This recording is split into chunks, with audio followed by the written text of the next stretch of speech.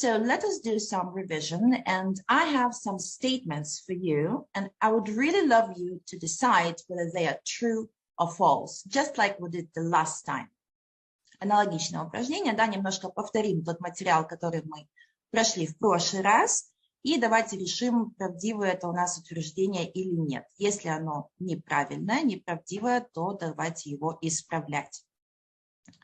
Okay, so please just type in the chat box whether it is true or false to begin with, and then we will correct the false sentences. So let me read the first one out loud for you.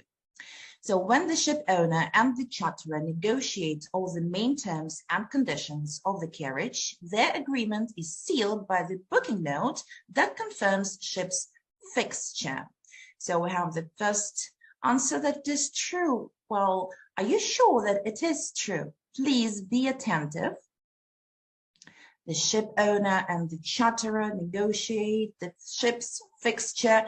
Please let me remind you that we are talking about the voyage charter in tramp shipping mostly. Yes, this is false, of course. So this one needs some correction. So what is wrong here? Where is this faulty part of this particular statement? What is wrong? Yes, absolutely. It's not the booking note, which is used to seal the agreement. What is used to confirm the ship's? Yay, that's right, absolutely. So indeed, the document, the preliminary one, which is used to confirm the fixture of the vessel, is known as the fixture note. Fixture note, да, о котором мы говорили в прошлый раз, который подтверждает, что судно зафиксировано. Booking note, in its turn, is, of course, used in the carriage of goods by sea, but in a little bit different area. It is a preliminary contract between the ship owner and the shipper in the terms of liner shipping. We're not talking about charterers even, because, well, there is no even such thing as to charter and charterer. And booking note serves as a request to book cargo space on board a ship on a particular line. Да, booking мы бронируем как бы грузовое пространство, но это на линии. Okay, nice. Thank you very much. Let's move on to the second one. When the contract has been made and the negotiations to charter the ship have been concluded, the fixture note is followed by the main document of carriage, which is the charter party. So is it true or false?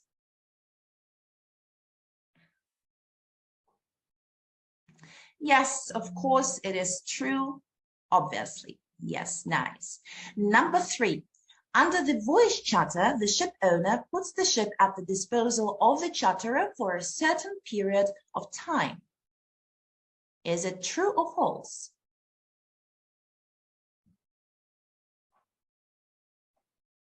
It is false, that's for sure. What is wrong here? Which part is incorrect?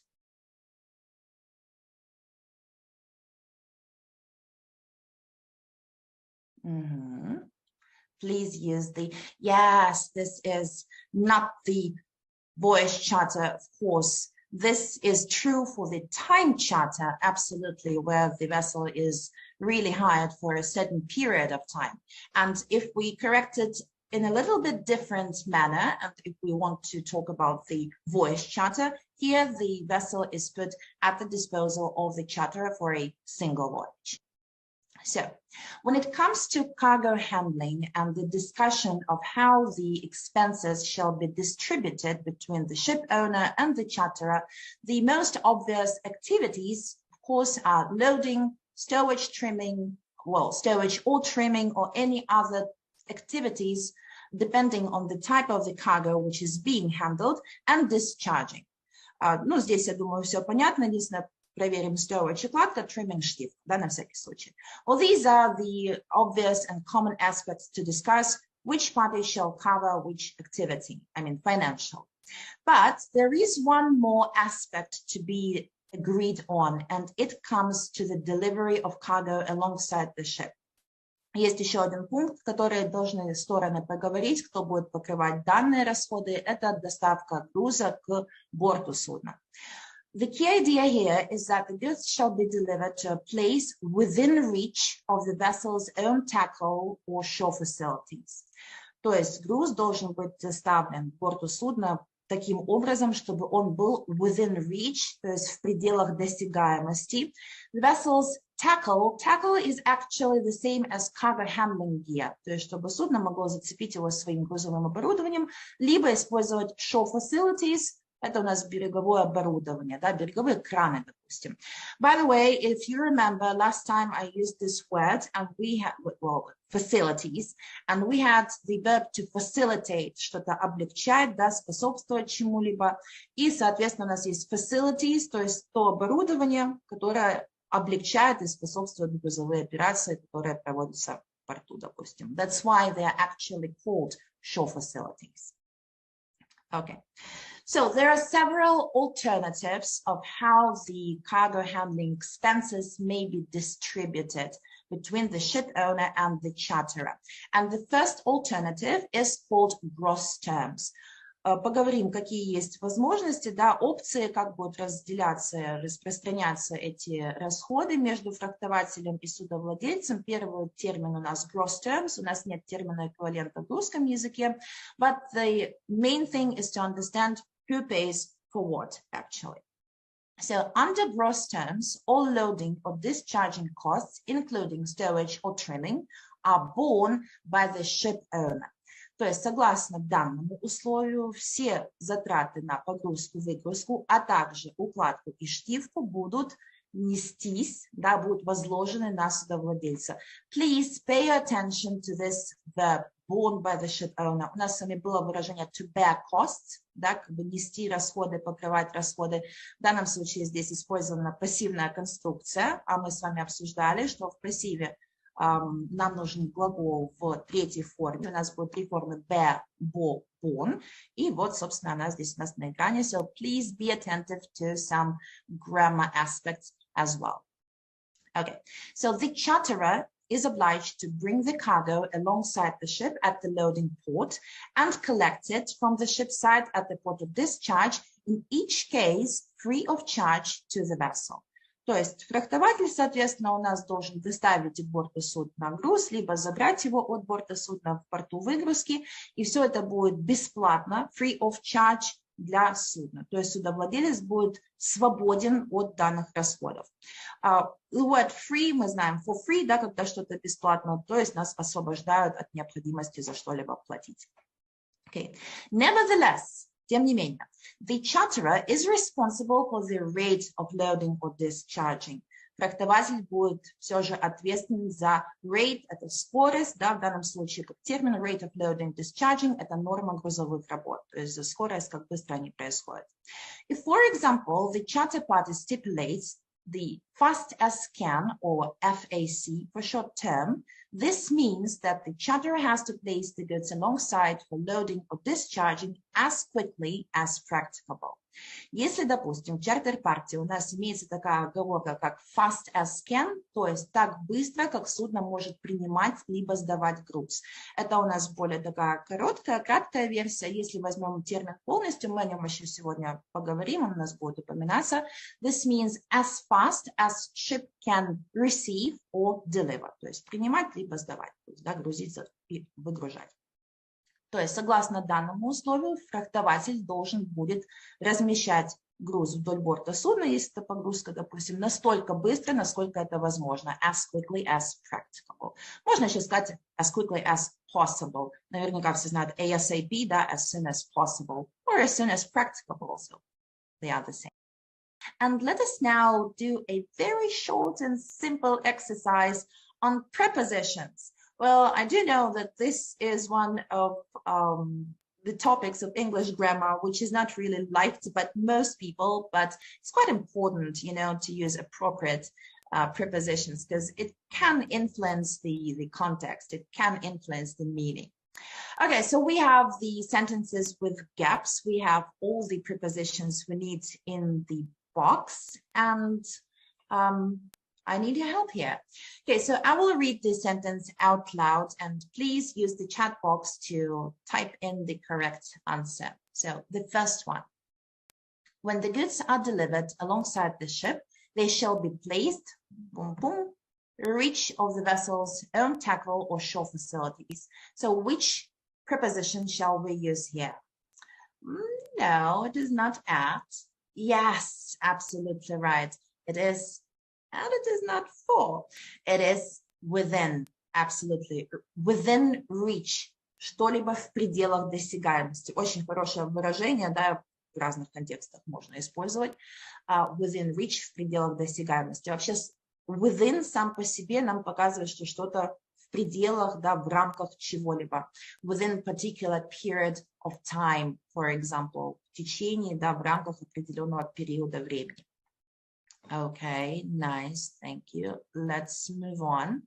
Number 2, gross terms, all loading, discharging costs, including stowage and trimming, are borne by the ship owner. And yes, absolutely right. The correct answer is under. Under у нас может быть как предлог места, да, когда у нас что-то под чем-то находится буквально, либо у нас тоже неоднократно встречалось выражение, да, under the terms and conditions of the charter party, or under the gross terms in this case, согласно, да, which in this case, under, in this particular context, may be replaced by as per, for example, да, согласно, in accordance with, or according to. У нас, да, разные предлоги практически везде. Okay, well, it's a nice thing to have some synonyms, you know, in your sleeve to use them. So, when the ship owner and the charterer negotiate terms and conditions of voyage charter, one of the most important aspects to be discussed is the present position of the ship. Когда идут переговоры, да, negotiations, когда обсуждаются сроки и условия рейсового чартера, одним из самых важных моментов, да, аспектов является текущее местоположение судна, the present position. Because the present position, well, it is really of the utmost importance for the charterer. Because knowing the current position of the vessel, present position, the charterer will be able to estimate approximate term of ship's arrival at the port and her readiness for loading. Почему это так важно для фрахтователя знать текущее месторасположение судна на момент фиксации, да, судна, на момент заключения договора морской перевозки, то есть чартер-партии? Потому что обладая данными знаниями, да, фрахтователь сможет estimate, это что-то просчитать, да, рассчитать, прикинуть, предположительные сроки, да, примерные сроки прибытия судна в порт и непосредственно готовность судна к грузовым операциям. ETA notices are given to keep the charterers and other parties informed so that they have enough time to make all necessary arrangements. So there is a system of ETA notices which is used at sea, and I'm sure you do know that. Для того, чтобы to keep informed, держать в курсе, да, фрахтователи и все заинтересованные стороны о продвижении, да, about the progress of the vessel, продвижение судна, разработана система ETA notices, ETA estimated time of arrival, if somebody forgot, для того, чтобы заинтересованные стороны и фрахтователи имели возможность и достаточно времени провести все необходимые мероприятия по подготовке, да, в порту, для того, чтобы принять судно, to make arrangements.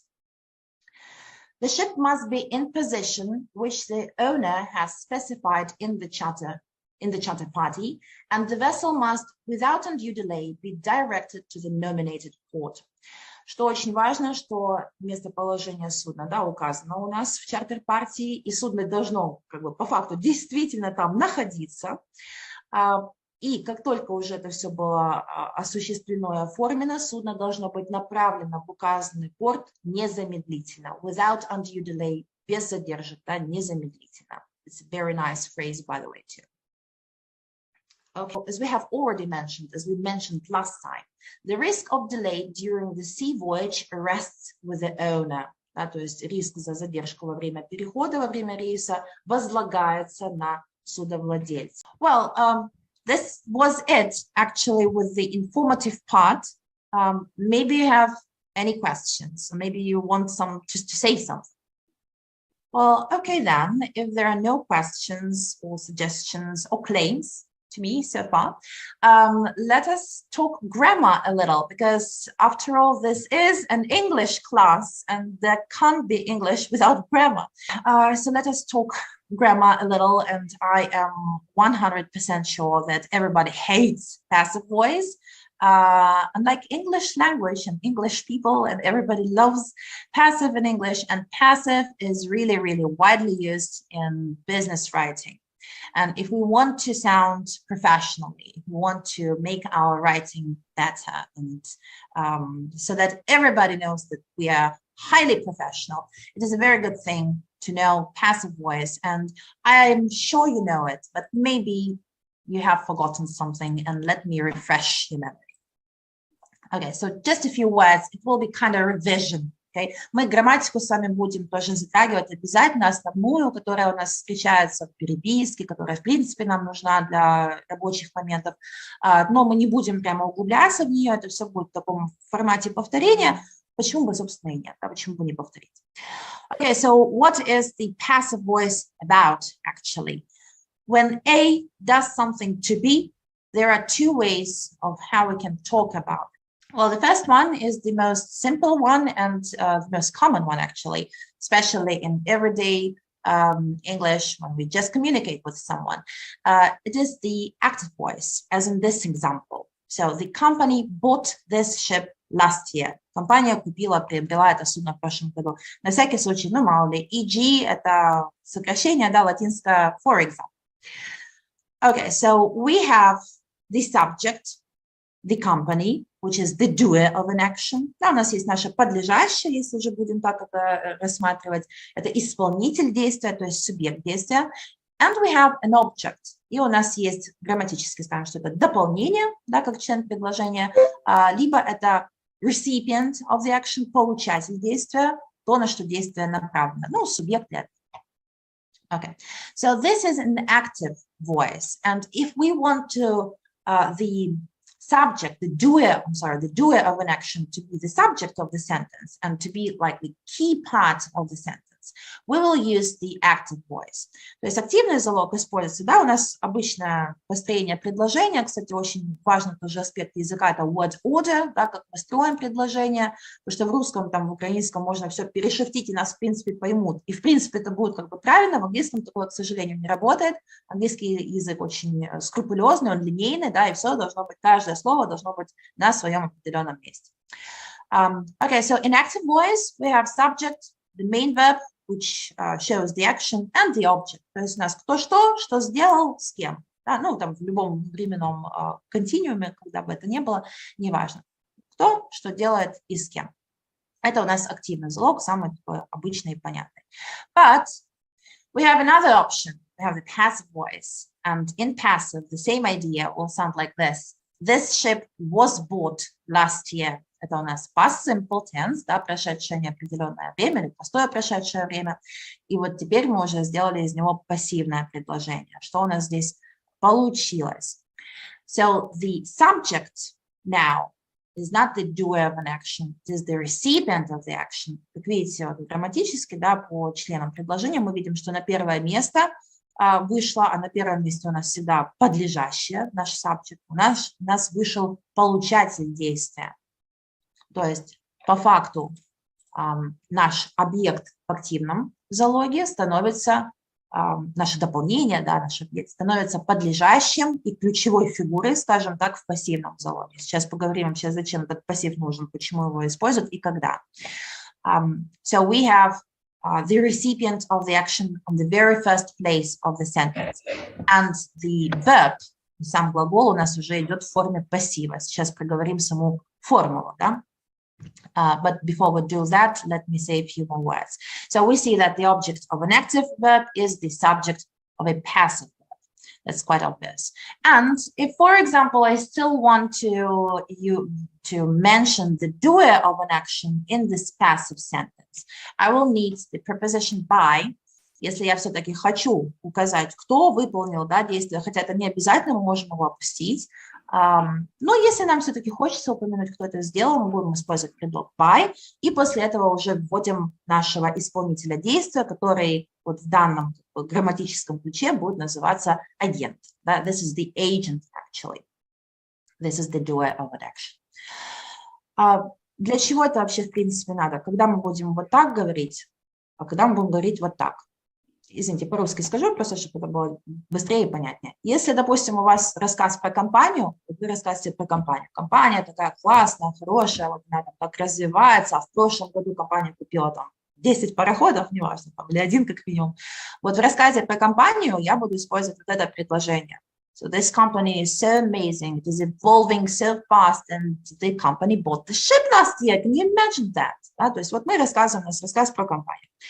А если я буду рассказывать про судно, на котором, может быть, я там работал, да, и вот у меня речь идет о судне, вот такое-то судно, все, мое любименькое, это, ну, допустим, я, конечно, это очень утрирую, и вот в прошлом году это судно купила вот та какая-то компания, нехорошая, мне она не нравится.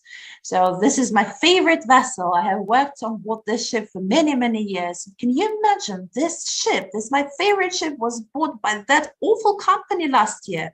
Ну, к примеру, да, то есть, вот когда у меня рассказ про судно, которое по факту ничего не сделало, но с ним что-то сделали, его купили, на него направили действия. Вот в таком рассказе я буду использовать пассивный вариант, потому что пассив для чего нужен? Его основная задача – это сместить фокус. Как правило, с чего мы начинаем предложение, на то мы больше всего обращаем внимание. Да? Вот здесь на компанию, здесь уже на суд. То есть если нас больше интересует объект, предмет, человек, неважно, да, на который было направлено действие, с которым что-то случилось, что-то кто-то с ним сделал, то мы будем брать пассив для того, чтобы сместить на него фокус, чтобы притянуть больше всего внимания вот именно к тому, с чем что-то произошло, на что было направлено действие. Если у нас ключевой фигурой как бы, да, рассказа будет исполнитель действия, то тогда мы будем использовать и активный залог. Okay. Well, this is it actually with the passive voice concerning the use, if I may say so. And here you can see the table, the chart of how to form the passive voice. Как мы формируем пассивный залог? У нас есть формула, да, английская грамматика, она очень похожа на математику. I'm very bad at math, actually, but I'm quite good at grammar. У нас есть формула, и мы в нее должны, грубо говоря, возвести свои... То, что у нас есть, свои, господи, как это там, математически сказать, ту информацию подставить под эту формулу, да, которая нам нужна. То есть формируется пассивный залог при помощи вспомогательного глагола be, который на себе будет или собой будет отображать время, да, the tense, грамматическое время, и смысловой глагол у нас будет всегда стоять камушком в одной форме. То есть это у нас будет, если нормально это называть, это будет называться грамматически past participle, это причастие прошедшего времени смыслового глагола, ну, либо более простым языком, это третья колонка для неправильных глаголов, как, допустим, go, went, gone, да, к примеру. Либо же это будет просто глагол с окончанием ed, как в past simple, то есть regular или irregular verbs добавили ed, либо взяли третью форму глагола неправильно.